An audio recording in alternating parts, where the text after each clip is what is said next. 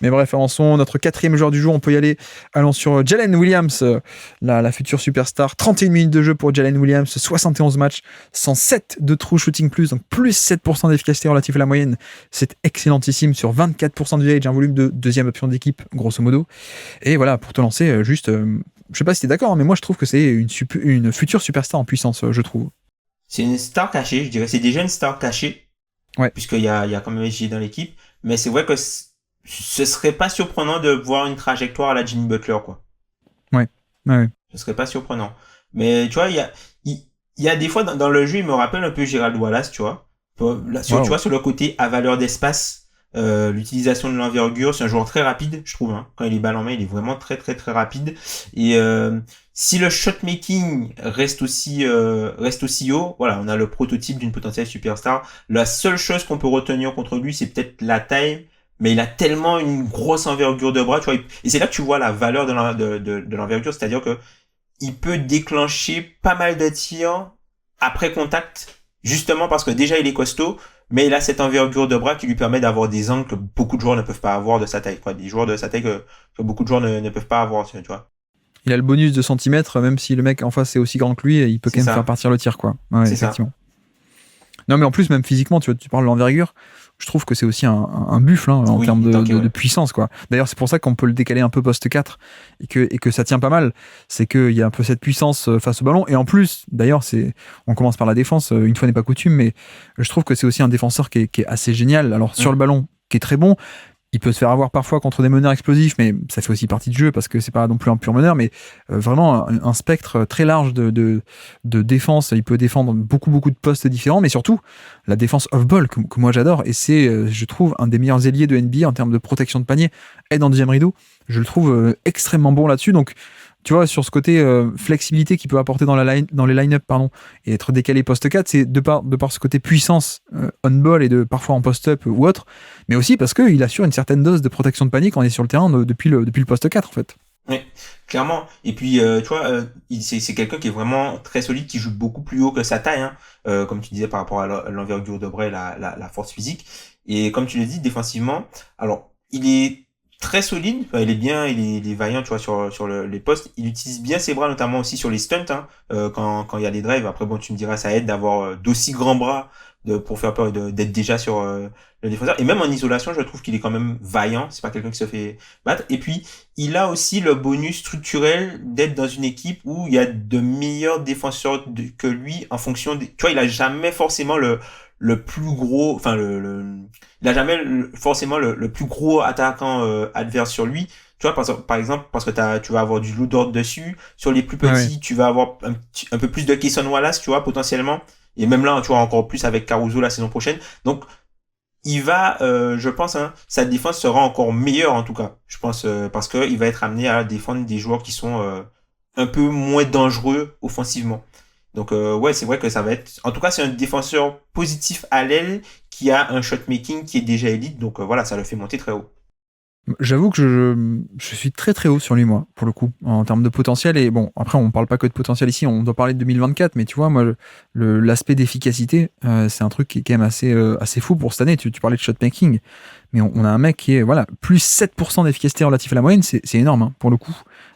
Pour lui, et j'ai regardé un peu en NBA plutôt que de parler en true shooting plus, mais c'est le 17e joueur le plus efficace de NBA parmi les mecs à gros volume. Donc on n'est pas encore Jokic et autres évidemment, mais on est quasiment aux portes du top 15, et il est entre Booker et Paul George. Voilà, pour vous donner un peu un ordre d'idée, parmi les joueurs à gros volume, donc 17e sur plus de 72 joueurs, notamment pourquoi ? Parce que 43% à 3 points cette année, quasiment 43%, même si on pourrait peut-être parler du fait que le volume est pas très grand et que la respectabilité, on a vu qu'en playoff aussi, on pouvait un peu l'abandonner, mais je trouve qu'on n'est quand même pas sur le même cas que Lou Dort, tu vois. On est quand même sur un mec assez respecté. C'est pas du tout un non-shooter, mais peut-être un peu surchauffe cette année à 3 points. Mais par contre, voilà, long tir à 2 points aussi, hein, ce côté shot-making, 50% sur les longs tirs à 2 points, le fameux petit pull-up assez loin du panier, et même d'ailleurs autour du panier. Hein. Il aime bien faire des drives, et soit il va complètement au lay-up, soit sinon il s'arrête un peu avant, comme SGA d'ailleurs, le petit pull-up à 1 mètre du panier juste. C'est pas un flotteur, c'est le petit pull-up à 1 mètre du panier. Je trouve qu'il est très bon là-dessus. Et puis 70% d'efficacité au panier sur tous les tirs au panier, drive et aussi les cuts, hein, les rebonds, etc. Donc ultra efficacité un peu partout sur toutes les zones du terrain. Le truc où je pense qu'il y a pas mal de potentiel encore à gratter, c'est que je pense que ça peut devenir un driver un peu star, mais qu'on l'a pas encore totalement. On a un mec qui est au-dessus de la moyenne cette année. Tu vois, j'ai noté 23e sur 57 en termes d'efficacité sur les gros volumes de drive. Donc on est au-dessus de la moyenne, on est vraiment pas mal. Et en plus, il le fait sans provoquer de faute. Pour l'instant, il provoque pas tant que ça de faute. Je crois qu'il est en dessous du taux moyen de provocation de faute de NBA. Et je me dis, avec son explosivité, avec son toucher de balle, avec son envergure, on pourrait même aller gratter encore plus que ça si on arrivait à provoquer des fautes. Mais bref, mettons un peu de côté le potentiel. Déjà, je trouve qu'en l'état, on avait un mec qui était un défenseur, on l'a dit, qui est très très complet on et off ball, un mec qui est hyper efficace avec un scoring très varié, y compris de création. Et puis, on n'a même pas encore parlé du passing. Je sais pas ce que t'en penses, toi, du passing, mais que je trouve aussi très intéressant. Oui, le passing est très intéressant, il est fonctionnel. Et juste pour rebondir un petit peu plus sur ce que tu as dit sur la capacité, tu vois, à gratter des choses. Alors c'est vrai que sur le passing, on l'a vu, tu vois, par exemple, être un peu le backup, un peu le backup meneur ou primary ball handler de la seconde unité, tu vois, notamment dans les débuts de quatrième quart-temps quand Shea n'est pas là. Et on voit que voilà, il arrive à faire tourner la boutique. Il y a alors oui, tu me diras que le, le, le jeu est aussi optimisé pour ses forces, hein, et notamment sur cette notion de drive, le jeu est optimisé pour ses forces parce que voilà, il y a les joueurs qui sont avec lui sur ces unités, on a un spacing souvent maximal, soit avec Chet quand Chet est là, ou sinon même avec Jay Will. Qui voilà, c'est les pivots qui stretch. Donc effectivement ça lui permet son jeu. Effectivement, peut-être qu'il pourrait aller chercher un peu plus de créativité au niveau des passes, mais en vrai, enfin, quand tu regardes les choses qui sont attendues des stars, notamment en dehors du playmaking, il est déjà très haut, tu vois. Par exemple, sur l'efficacité sur le pick and roll en tant que pick and roll ball handler, il est déjà dans le 83e centile, tu vois, cette saison. Donc c'est quelque chose que, notamment, t'as parlé de sa finition au cercle, les 70%, mais il y a aussi une belle panoplie de mouvements pour finir au cercle. T'as parlé juste avant le fait de s'arrêter un petit peu avant pour prendre un petit tir en pull-up un peu à la TJ McConnell, mais tu vois, t'as du jeu, t'as du hook, t'as du flotteur, t'as vraiment une belle panoplie de finition, puisque c'est un joueur qui prend assez vite de la vitesse, et quand on prend même, tu vois, les armes vraiment qui sont importantes, en tout cas pour les stars, et qu'on prend notamment pour la partie pull-up, hein, et c'est quelque chose qui m'a vraiment épaté cette saison. Sur le pull-up, quand on prend tous les joueurs qui ont pris plus de 250 tirs, il est à 108 de FG+, sur pull-up, en prenant 76% de ses pull-ups à 2 points. C'est-à-dire que il a 108 de FG+, en prenant le même pourcentage de pull-up dans ses tirs en pull-up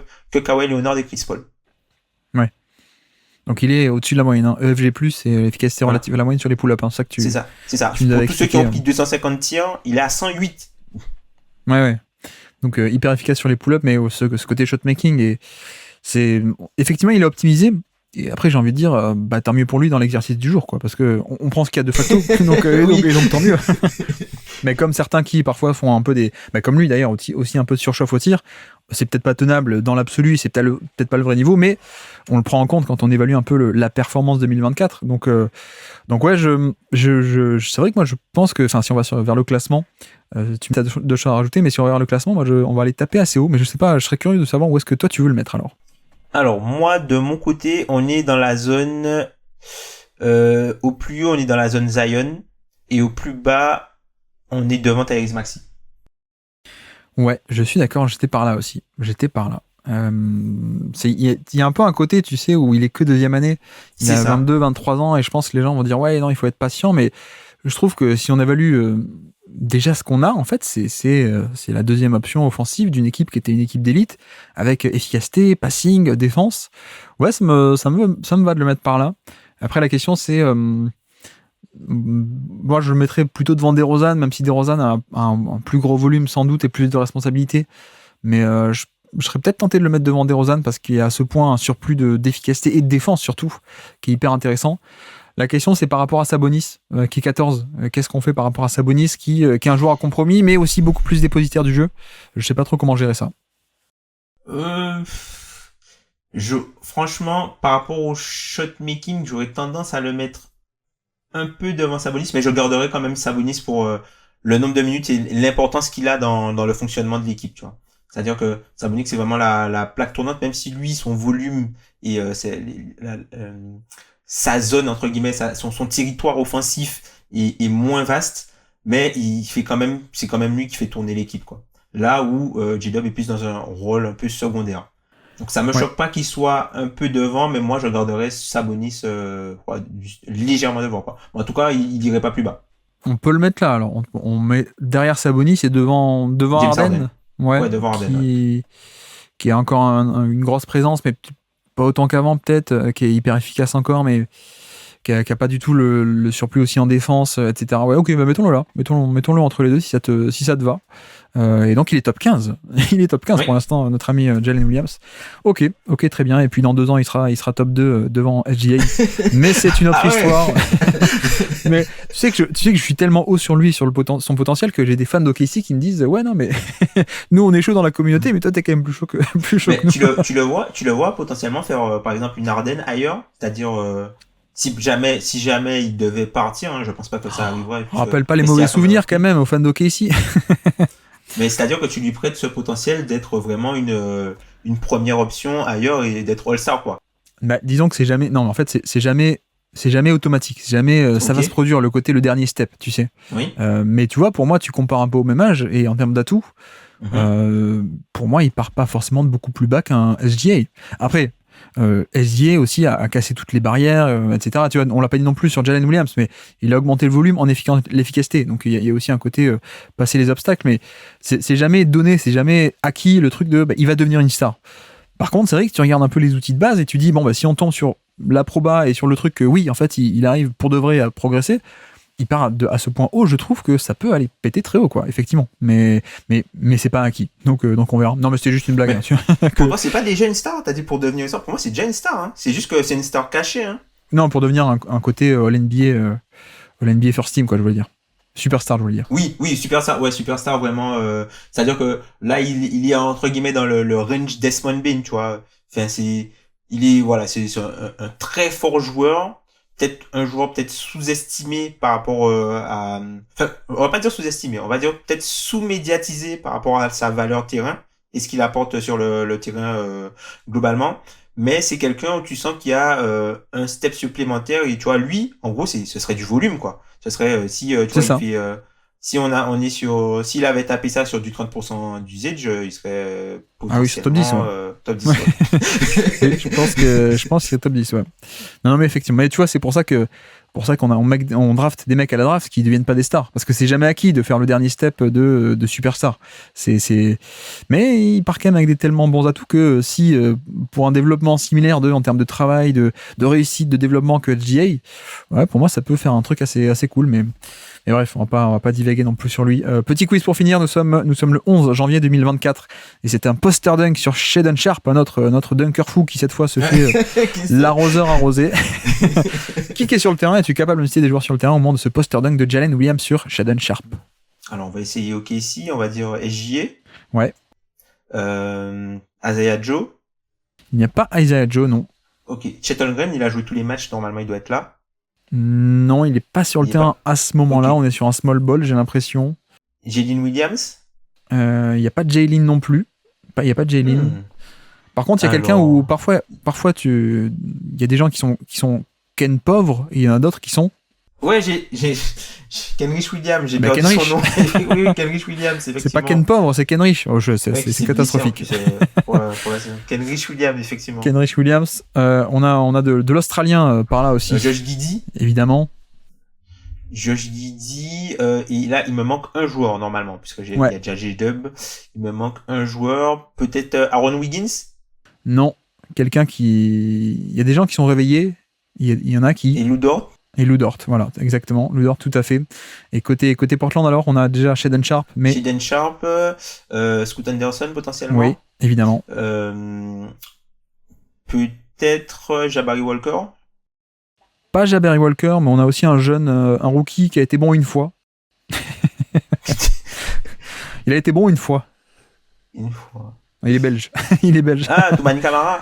Exactement, Toumani Ah, mais Camara, il qui est était d'ailleurs. plus qu'une fois. Il a été Oui, non, mais c'est pour une fois pour la la Belgique, t'as bien compris. Toumani Camara, est-ce que DeAndre Ayton est là? Il n'y a pas Ayton, mais on a un autre Australien d'ailleurs, alors qui n'est pas d'origine australienne. Drop Reef. Du Apris, effectivement. Switch Et on a aussi un ancien de Denver et Détroit. Un ancien bah oui, Jeremy Grant. Jeremy Grant, tout à fait. No Deep Tree, Jeremy Grant. Oui, non pas le fils, mais le neveu, je crois, de Horace Grant. Oui, c'est ça. Et le fils de Harvey, qui est aussi un joueur NBA, les deux jumeaux Grant, et qui est le frère de aussi Jerian, tout à fait. La belle famille Grant en NBA.